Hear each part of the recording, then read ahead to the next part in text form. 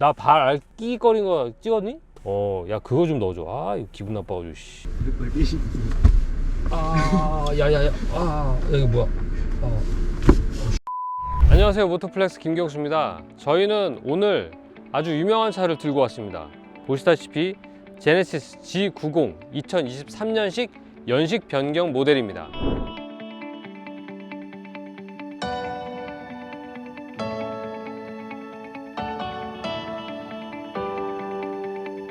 자, 연식 변경 모델답게 제네시스 G90은 이전 대비 약간 몇 가지의 어떤 소소한 변화만 챙겼습니다.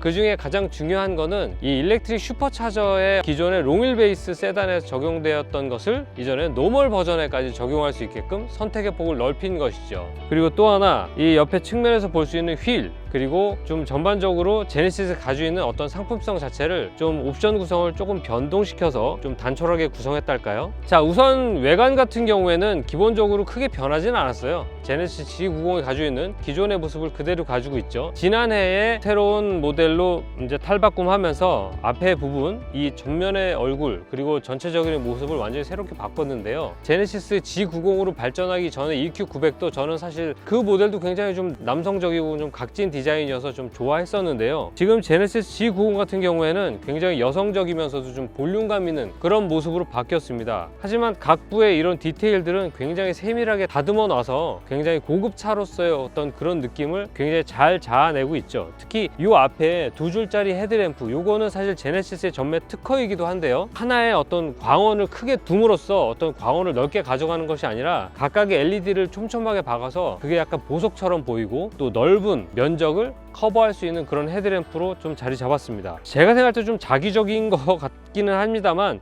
이제 제네시스의 완성된 두 줄짜리 어떤 그 아이덴티티가 좀 자리 잡은 것 같아요. 자, 특히 이제 측면에서 보시면은 옵션이긴 합니다만 21인치 이제 제네시스 특유의 이 휠이 채택이 됐고, 미쉐린제 프라이머시 투어 AS 올 시즌 타이어가 적용이 됐죠. 그리고 전체적인 차의 크기는 이 차는 롱휠 베이스 모델은 아닙니다. 일반 세단형의 모델인데 풀옵션입니다. 그래서 차 가격은 한 1억 중반대까지 가격대를 보여주고 있어요. 그래서 전반적으로 그 휠 베이스 자체는 굉장히 크지만 차의 어떤 그런 덩치는 그렇게 큰 느낌은 들지 않아요. 그렇지만 수치 자체는 5m가 넘는 대형 세단인 거는 분명하죠. 그리고 각 부의 어떤 형태나 이런 것들은 전통적인 세단의 어떤 그런 면모를 정확하게 가지고 있습니다. 그래서 상당히 보기 좋고, 그리고 고정적인 소비층, 그러니까 좀 젊고 뭐 이런 발랄한 뭐 이런 사람들 말고 좀 어떤 나이가 있고 좀 지긋하게 느긋하게 이렇게 인생을 즐기는 그런 분들한테 잘 어울리는 그런 세단, 전통적인 세단의 면모를 갖추고 있습니다. 그러면 지금부터 한번 실내를 한번 살펴보시죠. 실내가 진짜 클라이막스입니다. 아주. 자, 제가 지금 우선 문을 열어놓고 시작을 했는데요. 문 여닫는 방식에 있어서부터 이 차는 좀 차별화된 포인트를 가지고 있습니다. 굉장히 간단해요. 여기에 이제 버튼을 누르면 자동으로 닫힙니다. 자, 요즘에 대형 세단의 전 세계적인 추세는 점점 자동차의 문을 좀 자동으로 닫는 이런 추세로 가고 있어요. 그리고 저는 일단은 이 그 대시보드 그리고 도어 트림 여기에서 상당히 압도당했습니다. 굉장히 어떤 그 고급스러운 그 약간 그 소고기 마블링 같은 그런 느낌의 요 대시보드 패널들을 가지고 있어요. 그리고 약간 짙은 브라운 베이지 계통의 가죽으로 감싼 이런 전체적인 소재들, 이런 것들 보면 야, 이게 진짜 좋은 차를 타고 있구나, 이런 걸 한 방에 느낄 수 있는 어떤 인테리어 구성을 가지고 있습니다. 그리고 또 이렇게 약간 라운드 형태로 대시보드를 구성을 했기 때문에 더 넓어 보이고 더 안락해 보이는 그런 느낌이 들어요. 그리고 이제 시승할 때도 이제 말씀을 드리겠지만 이게 한눈에 봐도 본넷이 이렇게 앞으로 쭉 떨어지기 때문에 굉장히 좀 시야가 넓고 편안하게 잡혀 있다, 이런 느낌이 듭니다. 그리고 스티어링 안쪽에는 계기판 패널이 쭉 이어져 있어서 굉장히 좀 넓고 세련미가 느껴집니다. 그리고 또 요즘에 이런 게 이제 현대기아차 최신의 추세잖아요. 제네시스라는 이 엠블럼도 굉장히 멋스럽게 들어가 있어요. 그리고 작년에 이게 나왔을 때 굉장히 좀 이슈가 됐었는데 두 개 스포크로 딱 자리 잡혀 가지고 한 손에 쏙 들어오게끔, 또 소재도 가죽으로 감싸여져 있어서 굉장히 질감도 좋습니다. 그 옵션으로 장착할 수 있는 이 뱅앤올슨 사운드 시스템도 굉장히 멋스럽게 자리 잡혀 있어요. 또 여기 트위터 같은 경우에는 그 A필러 바로 아래에 조개 껍데기처럼 탁 눌러져 있다가 음악을 틀면 바로 이렇게 올라오는 멋있게 적용이 되어 있습니다. 그리고 공조장치의 어떤 버튼 계열들도 물리 버튼하고 LCD 이제 패널들을 각각에 둬서 좀 고급스럽게 구성을 했다. 그리고 또 이제 이렇게 해서 그 차체의 어떤 향기나 이런 것들을 또 조절할 수 있는 기능들도 있어요. 그리고 이제 기어 시프터 같은 경우에는 이렇게 이제 다이얼식으로 채택이 되어 있습니다. 다이얼식이기 때문에 파킹은 누르고 그 다음에 리어나 드라이브 같은 경우에는 이렇게 이제 다이얼식으로 조정할 수 있게끔 만들어 놨죠. 그리고 이렇게 구성할 수 있는 것 뿐만이 아니라 작동을 할 때 좀 오류나 이렇게 혼동 이런 것들을 방지하기 위해서 햅틱 반응을 또 적용을 시켰다는 점도 좀 눈여겨볼 만합니다. 손에 닿는 모든 것들이 그냥 단순히 플라스틱이면 플라스틱, 가죽이면 가죽 이렇게 끝나는 게 아니라 한 번 더 고급화 처리를 한 모습이 눈에 띕니다. 자, 그럼 뒷좌석을 한번 살펴보도록 할게요. 네, 저는 뒷좌석에 지금 앉아 있습니다. 제가 지금 태도가 좀 불량해 보이는데 다시 원위치를 하도록 하겠습니다. 아무래도 이 차는 플래그십 세단이고 주요 타겟층이 이 뒷좌석에 앉아 있는 사람들이기 때문에 이 뒷좌석을 리뷰하는 건 굉장히 중요한 일일 텐데요. 당연하게 이 클래스의 어떤 그 모든 차들이 응당 그러하듯 굉장히 소재가 고급스럽고 편안하게 마련이 되어 있습니다. 손에 닿는 모든 것들이 가죽, 그리고 손에 닿는 모든 것들이 마치 메탈 같은 플라스틱 이렇게 되어 있습니다. 그리고 의자나 이런 것들은 물론 뭐 네온 뭐 통풍 뭐 이런 거 다 되고요. 아까 제가 처음에 시작하면서 보여드렸다시피 쭉 발을 뻗고 이렇게 앉을 수 있는 레스트 모드까지 마련이 되어 있습니다. 그 다음에 역시 뱅앤올룹슨 사운드 시스템이 마찬가지로 여기 천장에도 붙어 있어서 음악이나 어떤 음장감을 만들어내는 데도 일조를 하고 있습니다. 또 특히 여기에는 그 원래 이제 5인승 모델이 기본이고 이제 4인승 옵션 같은 경우에는 여기에 이제 인포테인먼트 그다음에 뭐 옵션을 이제 정리하고 뭐 이렇게 조정하는 이런 것들도 다 마련이 되어 있어요. 그래서 전반적으로 한번 살펴보면 아까 이제 1열에서 했던 것처럼 이렇게 버튼식으로 문을 열고 또한 닫는 것도 버튼식으로 기능이 적용이 되어 있습니다. 다만 조금 아쉬운 거는 뭐 여기에 있는 정보나 이런 것들이 블루투스, 뭐 OTT 서비스 이런 것들에 대해서는 조금 IT적인 기능 옵션들은 조금 없는 것 같아요. 그런 것들이 좀 잘 들어 있어야 리어에 2열에 이렇게 LCD 패널을 둔 보람도 있을 텐데 사실 조금 활용도가 떨어지는 것 같습니다. 요즘 누가 DMB를 보며 뭐 여기에서 굳이 뭐 실내 무드 조명을 이렇게 조정할 필요가 있는가, 요게 다 있는데 그런 생각이 들고요. 또 하나 아까 저도 이제 잠깐 고생했는데 요 레스트 모드를 하게 되면 요 발 받침 그리고 종아리 받침이 이렇게 내려옵니다. 근데 뭐 발이 끼거나 뭐 이러면 멈추질 않아요. 그것도 좀 약간 이러면 안 되지 않나 이런 생각이 들거든요. 그런 점들에 대해서 조금 불안감이 있습니다. 이렇게 움직이다 보면 이게 내려오고 얘가 이제 종아리 받침이 올라가잖아요. 이게 찍히면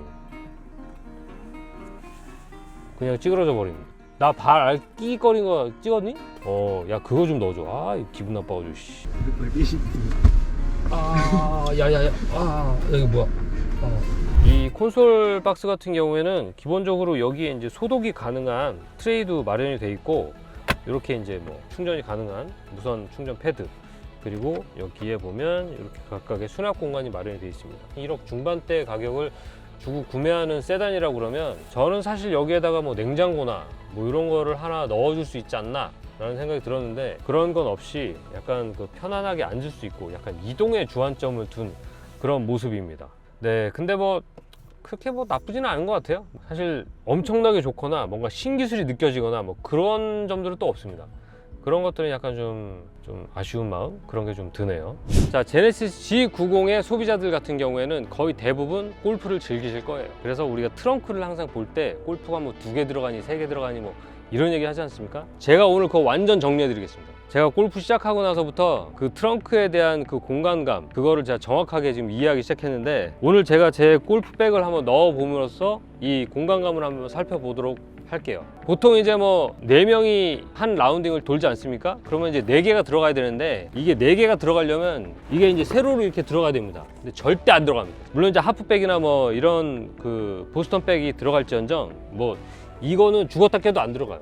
그래서 이거를 사실 집어 넣으려면 이렇게 가로로 집어 넣을 수밖에 없거든요. 가로로 집어 넣게 되면 딱 요 하나 그리고 만약에 넣는다 그러면 뭐 땡겨가지고 여기다 하나 정도 더 3개를 넣었다 제가 듣긴 했습니다만 뭐 저는 그렇게 추천하고 싶지는 않습니다만 이 차는 골프 갈 때는 2명, 골프백 2개, 보스턴백 2개 요렇게가 그냥 맥시멈이다. 만약에 더 넣겠다라고 하면 그거는 뭐가 찌그러질 각오를 하고 넣어야 됩니다. 그런 점에서 저는 2개 이상은 좀 오바다 이렇게 생각을 말씀을 드리겠습니다.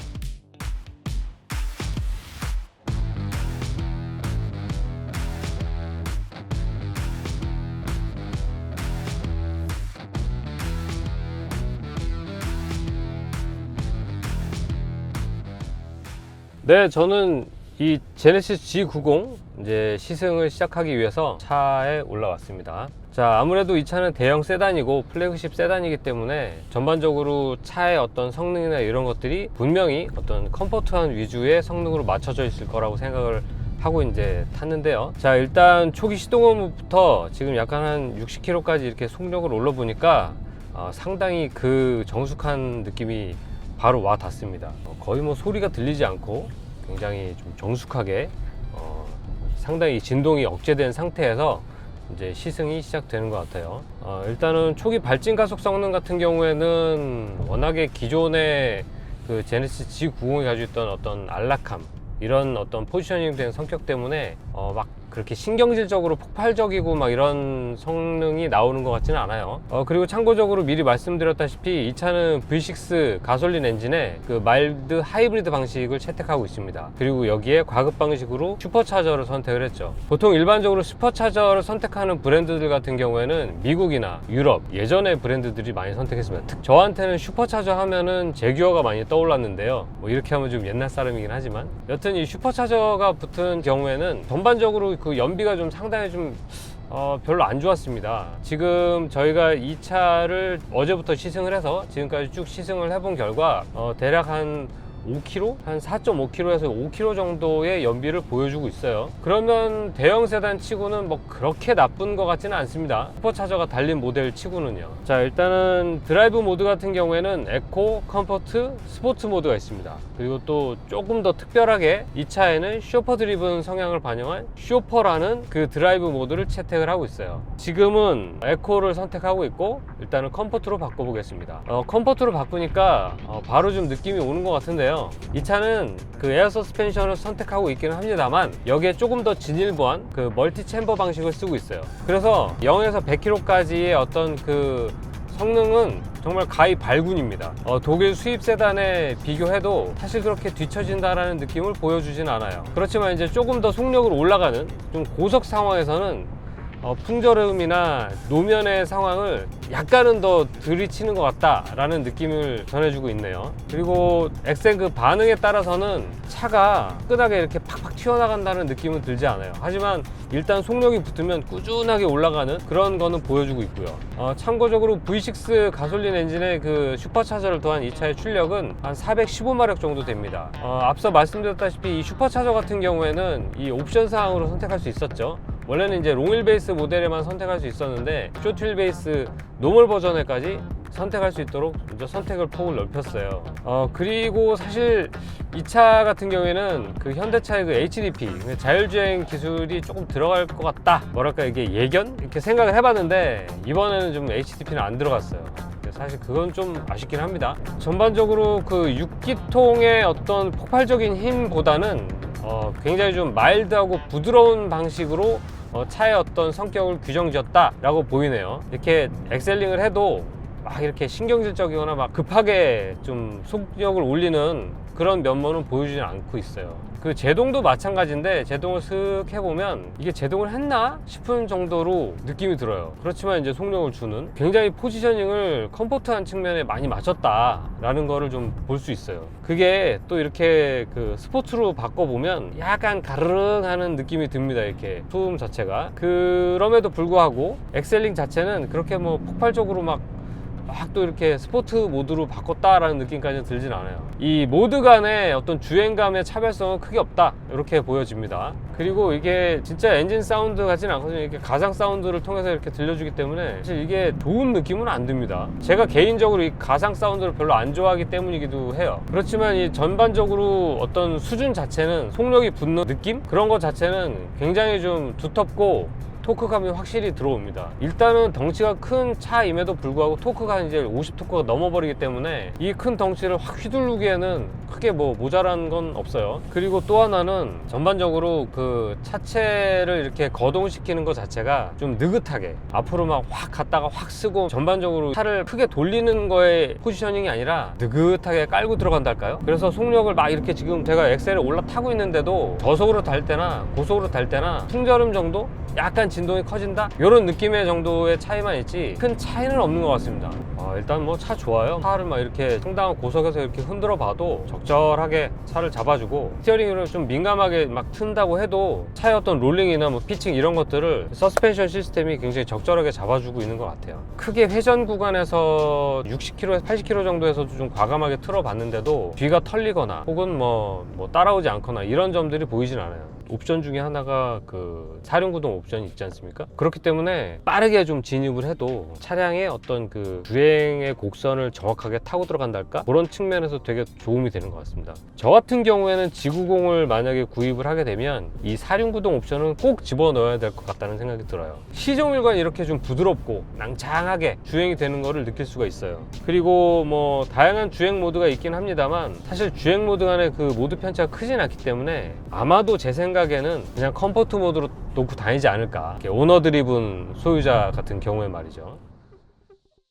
네, 지금까지 저희와 살펴본 제네시스 G90 어떻게 살펴보셨나요? 2023년형으로 더 높아진 퀄리티와 어떤 상품성을 가지고 소비자들 앞에 섰습니다. 자, 저는 지금까지 시승을 하면서 뭐 한마디로 요약을 해보자면 정말 플래그십다운 어떤 제네시스 고급 브랜드다운 승차감을 가지고 있는 고급차다 라는 거를 확실히 느낄 수 있었습니다. 다만 좀 아쉬운 거는 우리가 S클래스, 뭐 BMW 7 시리즈 이런 것처럼 해외의 유수의 어떤 그 고급 세단들이 가지고 있는 기술적인 어떤 아이덴티티 아니면 뭔가 선도적인 기술, 이런 어떤 화끈한 한방이 없었다, 이런 점들은 조금 아쉬운 느낌이 들기는 합니다. 하지만 에쿠스, EQ900 그리고 G90에 이르기까지 우리나라가 지금까지 꾸준히 이어온 어떤 대형 플래그십 세단, 이것에 대한 어떤 계보를 잇는다는 측면에서 볼 때 이 차의 어떤 가치, 이런 것에 대해서 충분히 높은 점수를 줄 수 있을 것 같은데요. 그리고 계속 업데이트되는 이런 상황들 때문에 향후에 제네시스 G90가 어떻게 발전될지 한번 더 기대해 볼 수 있는 이유가 될 수 있지 않을까 생각이 됩니다. 저는 여기까지 하고요. 다음에 더 좋은 차로 더 흥미있는 주제로 찾아뵙도록 하겠습니다. 감사합니다.